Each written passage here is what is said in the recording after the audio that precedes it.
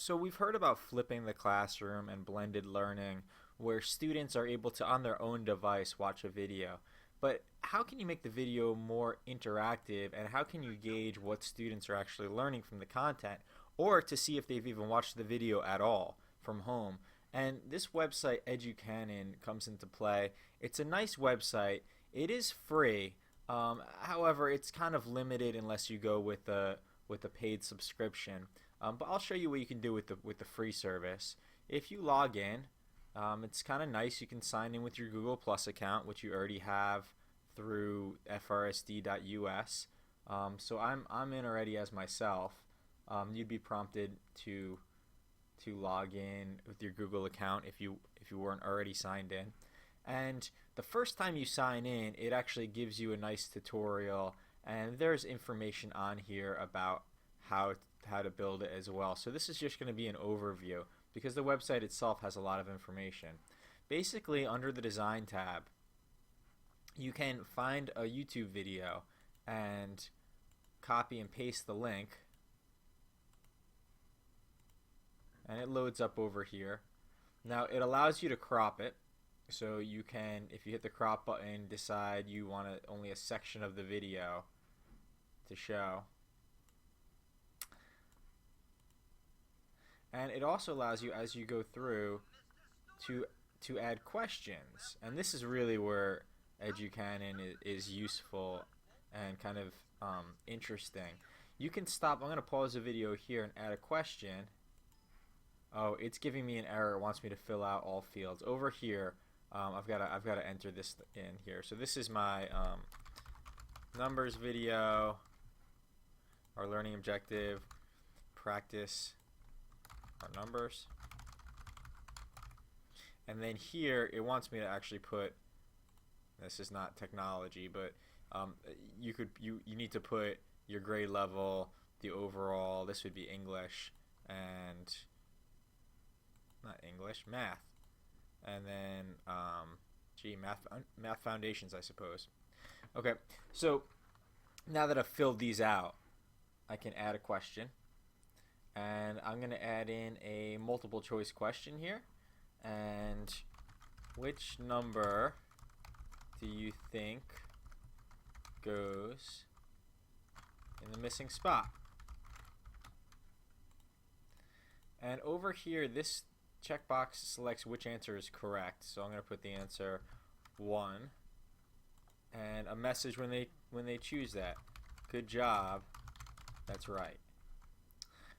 Let's add another possibility, 3, and I could add a message when they choose that. Think of a number that's less than 2 but more than 0, and you can add answers as well and give them more choices, and then I'm going to hit save. Now later on I could add another question, and so let me hit the add question button again, and maybe a check all and apply. Who is counting numbers? And we've got the count. Yes, he is. We've got Patrick Stewart.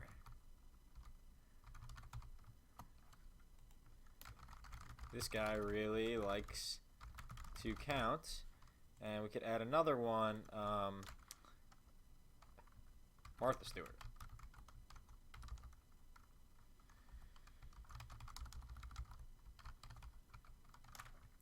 Nope, she's not here. So I've checked off the correct 2 answers.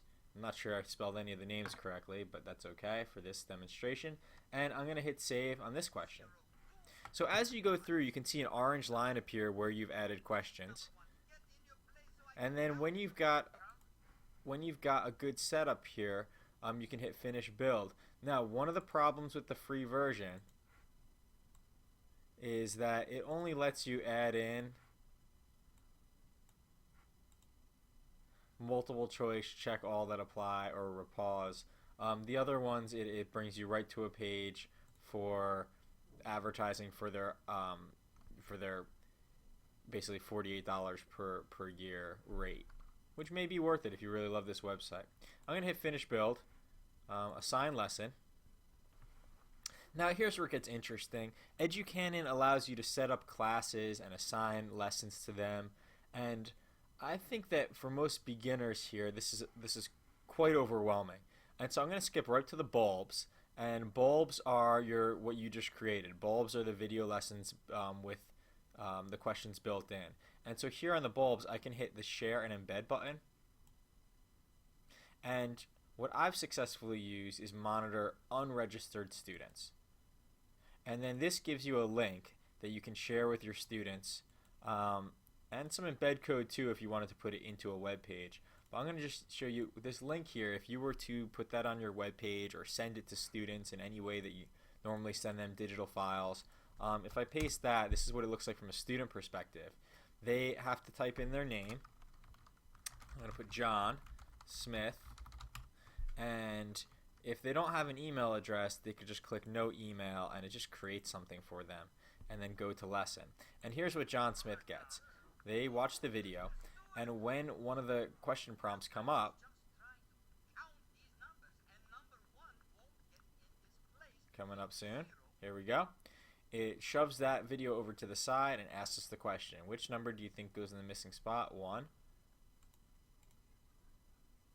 I got it right.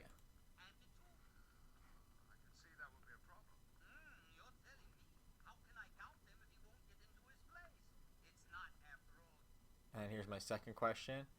Check all that apply. And I got that right as well. I'm not sure why it didn't show me the text for that last one. I thought I included that, but maybe it glitched out. So anyway, this is kind of a neat tool. It says view my score 100%. That's good. And that's it. When you click to complete, it asks you for this again, but it kind of just starts over. So it's not a perfect tool. Now let's go back in for a second. And if I go to monitor, and I'm logged in, oh, it has me logged in as John Smith. I need to sign out and sign back in as myself, because in demonstrating that to you, it had me log in as John Smith. So let's log back in as myself, as the teacher. And if I go now here to monitor,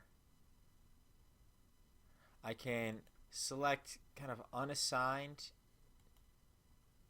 and select the numbers video. And there's John Smith's answers and percentage.